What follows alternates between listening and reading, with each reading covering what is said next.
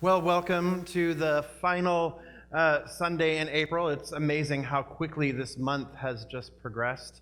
I'll have you know that Jeffmas officially ended earlier this week on the 23rd. So, there you go. Yeah, the 12 days of Jeffmas. So, my birthday's April 12th. That's Jeffmas. So then there's 12 days of Jeffmas. So then it makes it,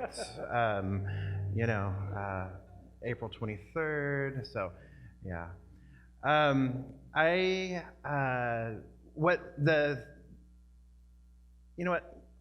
had to do this earlier today too. I need to focus too. So let's all say the focus statement together, shall we? All right, here we go. Ready? With vim, vigor, velocity, vivaciousness, voluptuous, and vitality. Here we go. We embolden people to live their highest potential through the transformative power of love. Thank you. Just resting into that. There's something about that and that affirmation and then that statement of purpose, that statement of who we are that really does energize and really does enliven and embolden. I know that it does for me. And so I love when we are able to say that together and share that together and really presence that together. And so this month, or this entire year, we are exploring the idea or the theme of spirituality in action, meaning that we are not just sitting on our meditation cushions, oming things into existence, that we are, yes, we are doing that too because we are rooted in spiritual principle and spiritual practice, but then we are taking that out into the world so that we are actually practicing and moving and living that which it is that we believe and that which it is that we teach. So how wonderful is that, right? And then the theme for the month itself that we've been working with and exploring is promoting diversity and inclusion. And the talk title today comes from Reverend Michelle Senegal in Baltimore, Maryland, and her talk title was Inclusion Beyond Otherness. So Wayne goes, I was like, that was my reaction too when I first saw the title. Okay.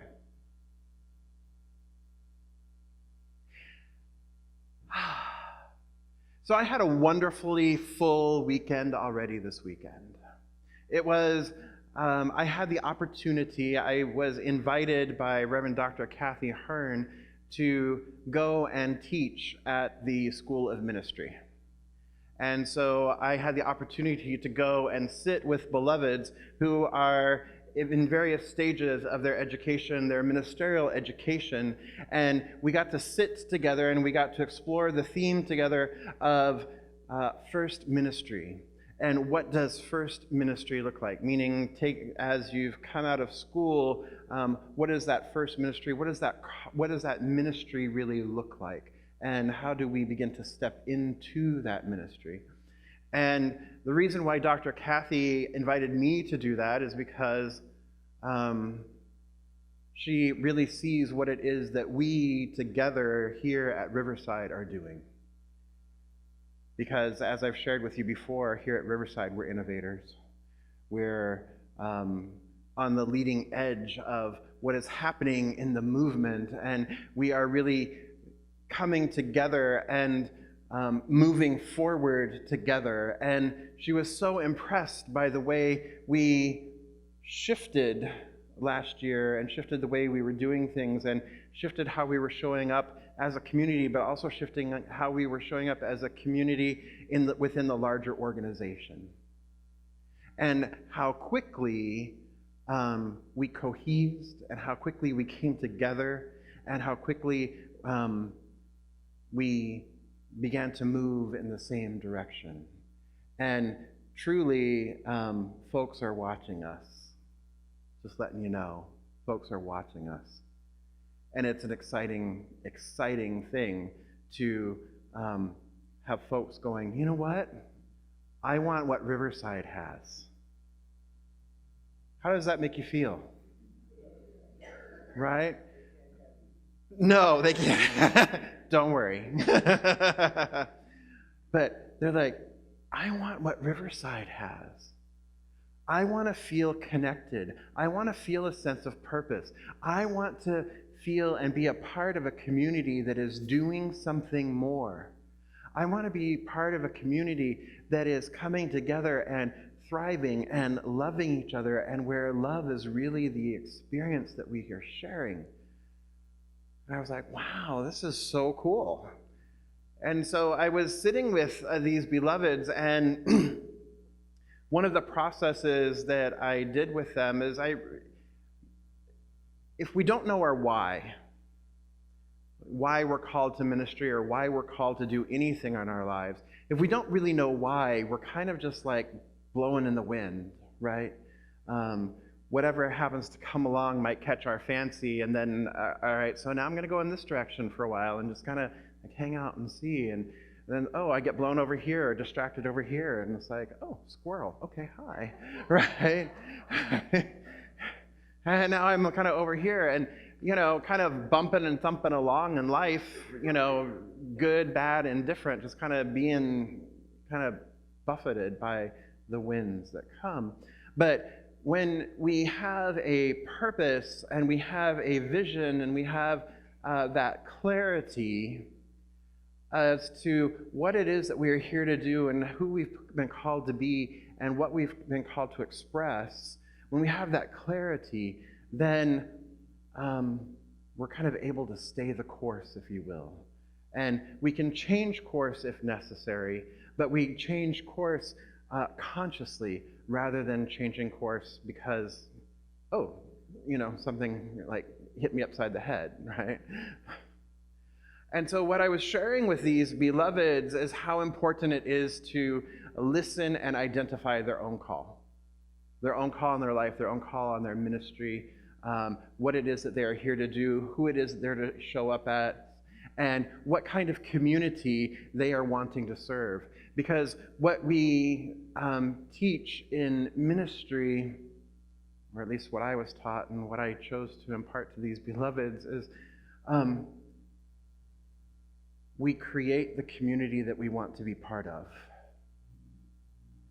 And how do we do that is we align ourselves with what it is that we are called to be, and then we are attracted to that community, and that community is attracted to us.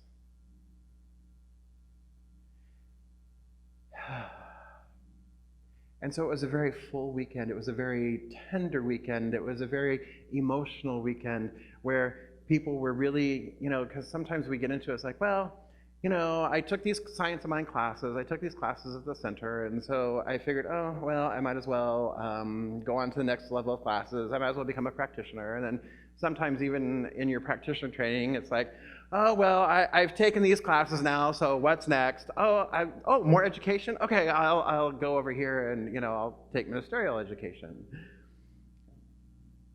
Kind of not knowing why we're doing any of that for some folks. And then for others, it's very clear. So facilitating this process this weekend really allowed for a lot of clarity. So there was a lot of tender moments, and there were a lot of tears and a lot of ahas and a lot of And through all of that, I had the opportunity to speak to my own call and speak to what it is that I've been called to do and how I've been called to show up. And what it is then that attracted me to this community, and then this community to me as well. And so I want to share some of that with you this morning. Are you okay with that? Yeah. So in this process, it's called a sacred covenant process. And so in this process, what we do is we identify that one quality of God that we most identify with, that is our unique expression, that is the purpose. Basically, it's the purpose of our life. It's the call of our life. And so there's all these wonderful qualities of God that we talk about on a regular basis: abundance and love and joy and peace and bliss and harmony and oneness, wholeness, balance. All of these are qualities of the divine, and we each live all of the qualities of the divine, because if you spot it, you got it, right? So if you can identify a quality of the divine, it is residing within you, because what we know is that the divine is all that there is, God is all that there is, and we are one with that, we are one as that. So that there is nothing separating us from that, but that is the who of who we are. And yet, within all these wonderful qualities of the divine, there are a few, perhaps, that we are here to express more fully of. And this is our purpose, this is our call, this is our greater and larger expression. And so in going through this process, the word for the call upon my life, the word, the God quality that was revealed to me that I am to express in greater ways and to help facilitate in greater ways, is the idea of unity. It's the quality of unity. Not necessarily oneness. Oneness is that, but it was unity. Unity. And it kept coming back, unity. And so with this, then, we take that word and we take it deeper and we look for spiritual scripture or writing or inspirational writing, and look to see then and identify a particular passage that is that speaks to that quality, that really sums up that quality for us. And so mine comes from John 17:23. And it says, I and them and you and me, that they may be brought in complete unity. And I changed that a little bit because that still feels like a them and us kind of thing, and that doesn't quite feel like unity to me. And so I just changed the one phrase as I and them and you and me, that we may be brought together in complete unity. And so this is a phrase then that stays before me in my life and in my ministry. That it is a constant reminder, it is a promise from the divine, if you will, of how life works, of how things are. So I and them, you and me, that we may be brought into complete unity. What that means for me is that I in them means that I am one with all of creation. I am one with every person I see. I am in alignment. I am in oneness with them, that everyone is my spiritual brother, sister, and sibling. That there is no separation between you and me, between each other. That there's this oneness that is present. And then and you and me, I look at this also, you and me, there's no separation, but I also look at it as a you with a capital Y in this case, which we don't usually talk about in this faith and philosophy, but the you with a capital Y, meaning the divine within me. So if I am in oneness with my brothers and sisters and siblings, and I am in alignment and I am in my oneness with the divine, and I recognize the truth of who I am, then we, in that realization of both of those things, then all of us are brought together in unity. See how that's following? Or my own logic or whatever? And what that means, and that's how I've come to understand that particular passage for myself. Others might understand that passage differently, but that's how I've come to understand it within myself. And then we have a set of intentions of how do we live out this unity in our lives. And this also, too, is very individualized and very personalized. And so the intentions start as this great big broad intention, and then kind of narrow down, if you will. And so the broad intention, so for expressing unity in life, personally and in my ministry, the broad intention is to live the example life. To live the example life. And the examined life, but to live the example life. To be the example of love. To be the example of unity. To be that example itself.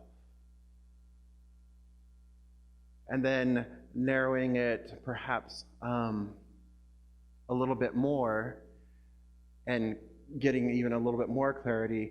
What else is another intention of being unity? And that is to facilitate opportunities for others to connect deeply with the divine of their own understanding, with the divine of their own being. To facilitate those opportunities. And then another intention is to work together cohesively with other community members and other community leaders to make a difference in the world, to make an impact in the world. And then going deeper is to promote inclusion. And when we take those intentions then, and then we summarize them into what this work calls a vision statement, it's not quite like a vision statement like what you and I are accustomed to hearing a vision statement being. But when we look at it into this vision statement, if you will, then the vision, basically the vision is a summary of your intentions and of the whole high idea.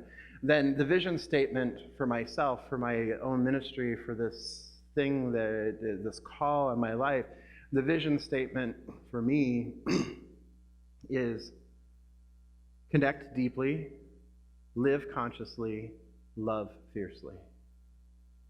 Connect deeply, live consciously, love fiercely. And then the call itself, the name of the call itself is conscious connection.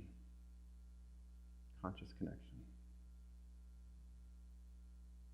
And so when I think about what it is that I've been called to do and how I've been called to show up in life is I've been called to do the examination. I've been called to examine my life, to live the examined life, because the unexamined life is not worth living. So to live the examined life, to then begin to live the example life of how do I show up promoting unity, of being the presence of unity, of helping to facilitate others experience a presence of unity, to recognize their own divinity, to recognize our collective oneness with who we are and what we are here, and to, here it is, embolden people to live their highest potential, and doing it with the transformative power of love.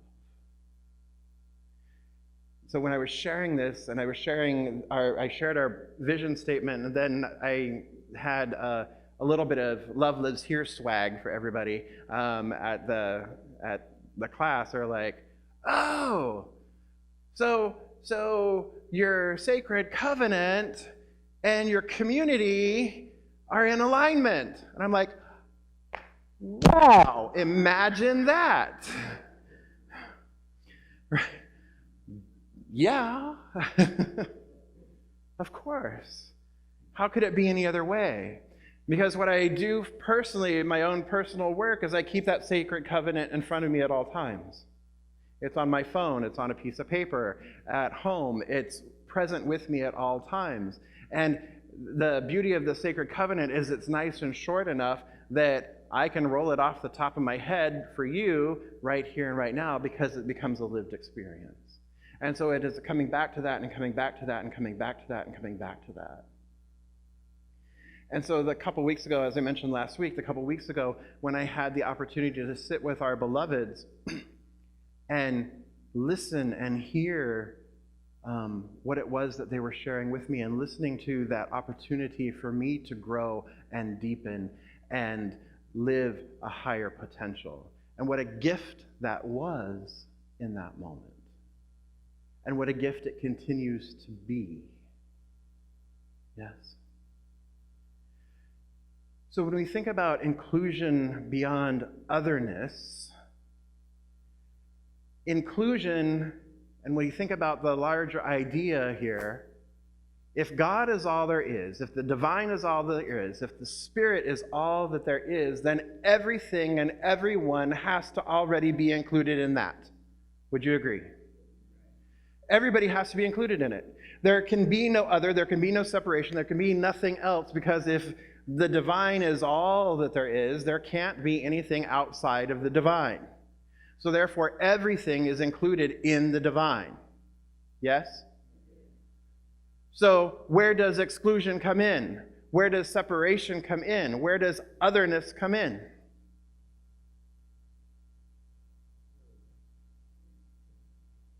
Right? There is no real spiritual law to maintain and sustain exclusion and otherness, right? If spirit is all that there is, if inclusion is really the truth of who and what we are and how things work, everything is included, then there is no withholding, there is no separation, there is no otherness, and there is no law to maintain and sustain that otherness. But we experience otherness, don't we? We experience exclusion, don't we? We experience separation, don't we? Why? Because we've forgotten who we are. We've forgotten what we are. We've forgotten the truth of who we are. That truly we are one. And so when we begin to recognize that truly there is only one, and that I and them and you in me are brought together in unity, when we recognize the who of who we are, and that when I see you, that I am seeing myself with a capital S, self, I'm seeing that higher self, then automatically we are brought into a more inclusive and a more included experience. We're brought into that greater experience of inclusion. Because I am seeing you, you are seeing me, we are seeing each other, we are being in community, in communion with each other. Yes? So where in our lives have we otherized?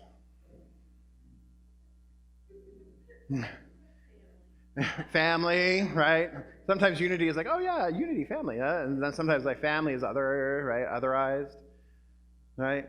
We have a tendency to otherize in politics. We have a tendency to otherize in religion. We have a tendency to otherize in cultural differences, in racial differences. We have a tendency to otherize whether you have an iPhone or an Android. Right? iPhone rule. No, I mean, it's just like, right? Shh. Yeah. Right? So we have a tendency to otherize, whether you're a Mac user or a Windows user or what, there's otherizing that can happen that can then polarize, right? But unity is somewhere in the middle. Unity encompasses all of it rather than at the ends and the polarization. Unity is right here, and so we can come together when we realize that, you know what? Android or iPhone, it's all technology. Awesome. It can make our lives easier. Sometimes when the computer dies, it's not as easy. But it's all, the technology, it's all available to us, right? And so when we look at life and our beloveds, rather than otherizing, why don't we start to be curious? So Ed, tell me about your Android phone and how that works. Right? It's an opportunity for curiosity. It's an opportunity to go deeper. It's an opportunity to understand a greater expression and a greater expansion of the divine, rather than to simply go, ooh, and put them over there, or put somebody outside, or put up a wall or a barrier. There's an opportunity for a deeper understanding. This is something that's been part of my life from, I don't even remember when. It's been so part of who I am. We grew up in Hawaii, being from Hawaii, but my grandparents lived in Lakewood, California, so just not too far from here, right? About an hour or so.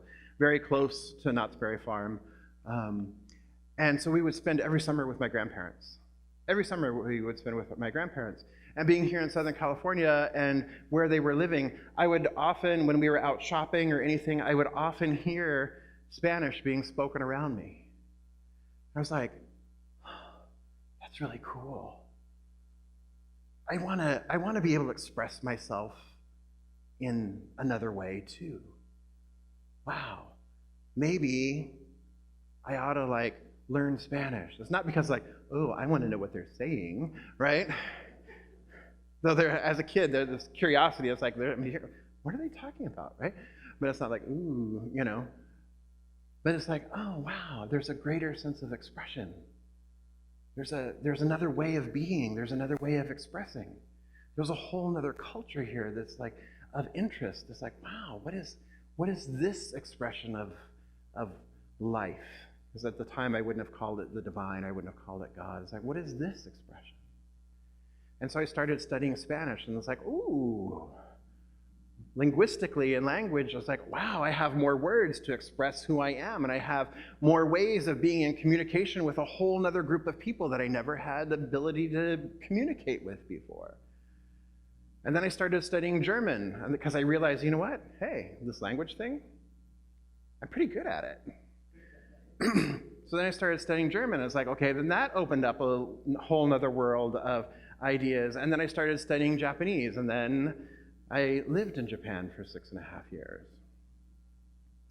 And there are, from language, there are so many greater ways of expressing. We have great words in English, of course, and then there's great words in all these other languages too that express an idea and a concept so succinctly and so beautifully in one word, that we would have to use our own English language, we'd have to use sentences and paragraphs to express this one idea. One that comes to mind right off the top of my head in Japanese, it's called natsukashi. Ah, natsukashi. Natsukashi. And natsukashi kind of has a nostalgic feeling of remembering a time that has a wonderful feeling to it or wonderful expression to it, and there's kind of a slight longing to it, and yet all that I just explained to you in English doesn't really fully capture what natsukashi is. And to be able to have the experience of natsukashi is wow. Because of opening up to a whole nother language, a whole nother way of being, a whole nother idea of expression.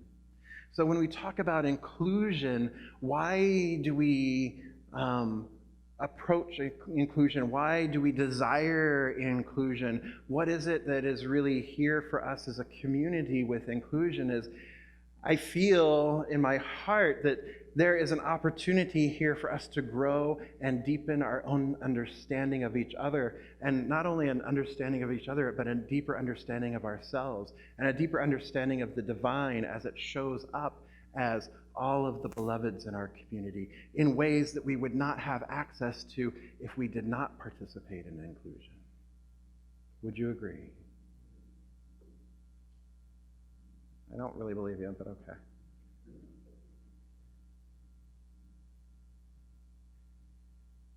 And how powerful and how wonderful it is to be able to experience the fullness and the allness and the isness of the divine in greater and greater ways that we don't get to experience when we are in our own silos, when we are in our own small awareness of our understanding. And so we have the opportunity continuously, day by day, to step out of the silo, to step out of this limited perspective, and to gain a larger perspective. And we do that collectively. We do that in unity. We do that in community. Community. Community, C-O-M-M. The C-O-M means with, right? With unity, we come together. It's a coming together in unity. So it is an opportunity to step beyond the otherness, to release the ideas of fear, to release the ideas of separation, to release the ideas of otherness, and step beyond that into a greater, fuller expression and expansion of the oneness and of the unity that already is, of the inclusion that already is. Yesterday, down in Poway, I don't know if you heard, there was once again another individual who took a gun to the community Chabad as they were celebrating the final day of Passover, as they were celebrating their service, and opened fire, killing one woman, injuring one child, and injuring two men, one of them the rabbi.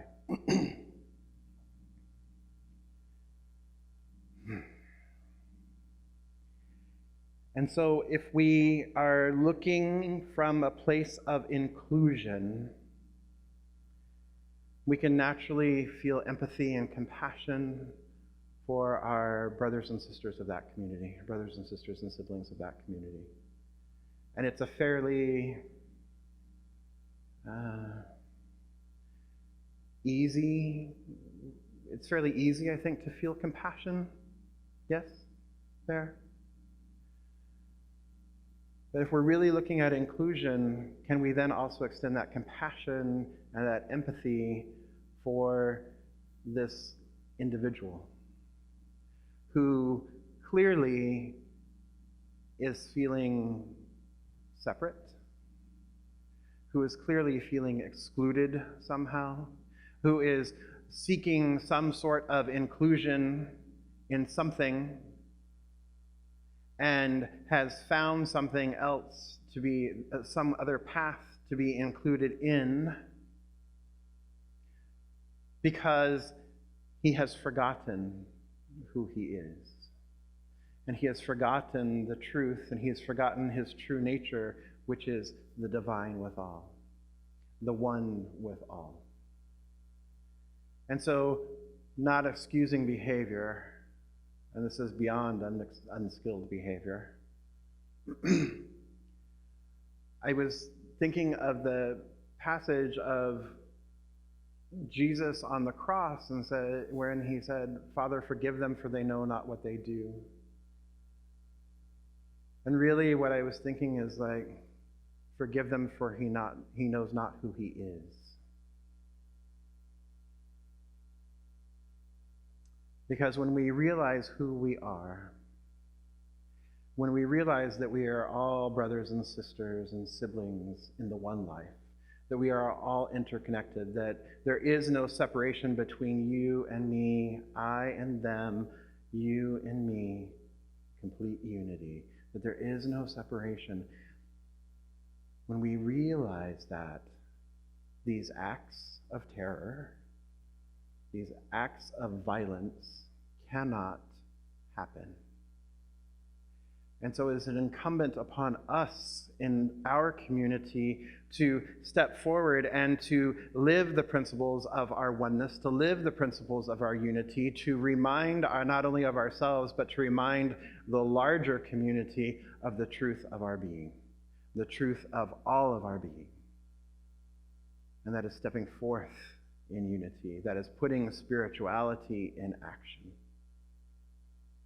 To be the power and the presence of love, to be the power and the presence of unity right where you are every moment of every day, to live the example life. Will you join me? And so it is. So let's come together in consciousness. I invite our practitioners to please stand and surround the sanctuary. These beloved practitioners are licensed practitioners. They